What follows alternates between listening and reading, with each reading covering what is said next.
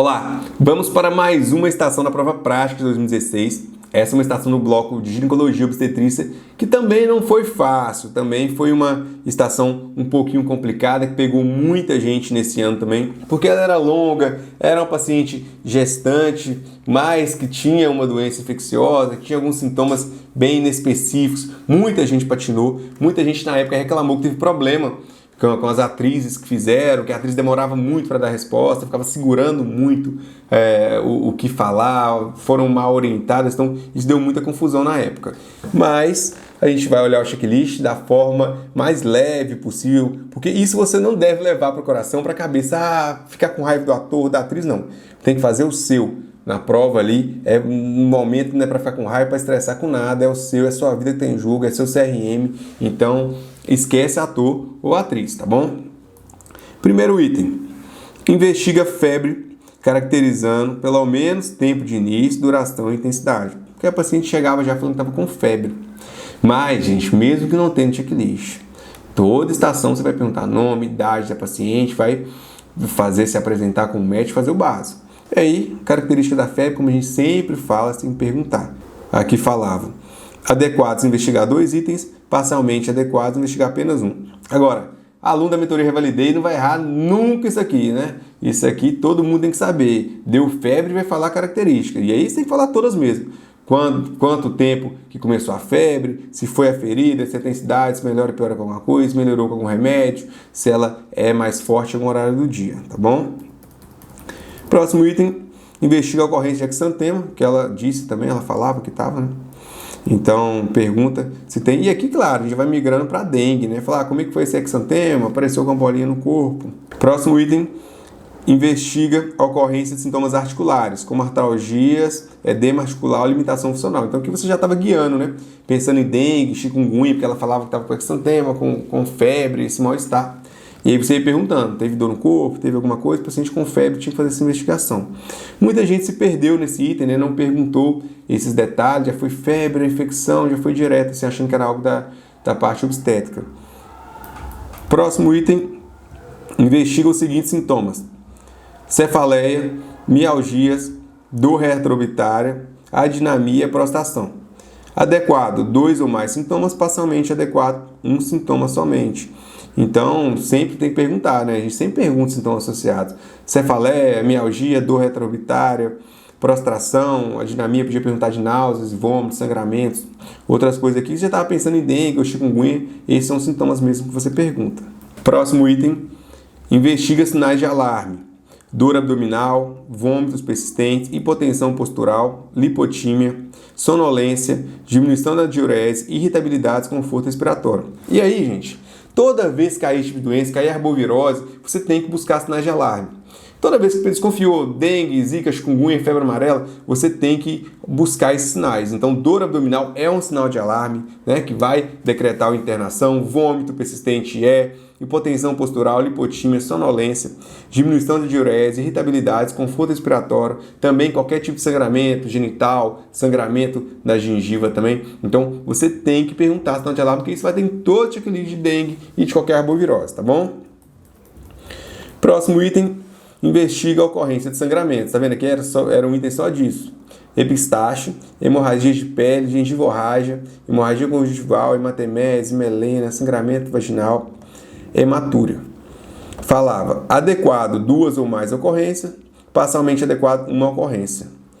E aqui, claro, como eu te disse, o mínimo, né, gengiva e genital, você já ia ganhar os pontos.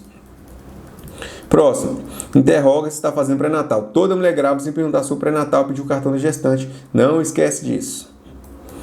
E aí, já no exame físico, verbaliza a necessidade de verificar a pressão arterial.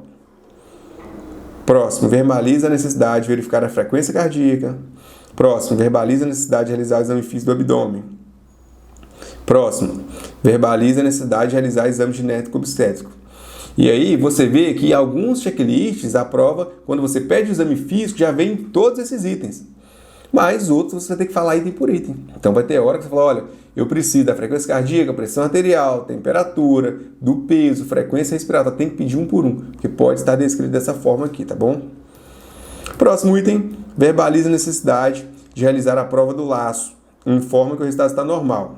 Adequado, se verbalizar a necessidade de realização e o resultado está normal. Parcialmente adequado, se apenas verbalizar a necessidade. Então, o que você não precisava fazer. Mas é bom saber a técnica, né? Da prova do laço, você já lê e estudar. Mas você fala, olha, eu vou fazer a prova do laço. Quando você pegava ali o esfingomanômetro, ia pegar a caneta para poder fazer o quadradinho, já falava, considere-se feito, ganhava esse ponto. Próximo item, informa que é grande a possibilidade de diagnóstico ser dengue. Então aqui, olha, não aceitar a virose ou quadro viral.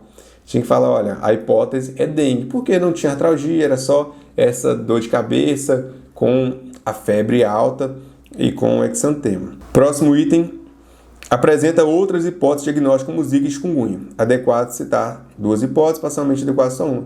Então, sempre que você falar, coloca tudo no mesmo bloco. Olha, tem suspeita de dengue, mas pode ser Zika ou chikungunya. Então, sempre coloca assim. Porque é assim na vida real também. Quando a gente atende paciente com dengue hoje em dia, a não ser que esteja com a sorologia lá, com o exame, com o NS1 na mão, você fala, olha, isso parece dengue, mas pode ser dengue ou chikungunya. Se for chikungunya, você fala a mesma coisa. Olha, parece chikungunya, mas pode ser Zika ou dengue, tá bom? Próximo item, solicita exames específicos para dengue. Sorologia IgG, IgM, ELISA, ou isolamento viral. O RT-PCR, imunohistoquímica, ou o NS1, que é o teste rápido que a gente tem hoje no SUS. Todas as amostras de sangue.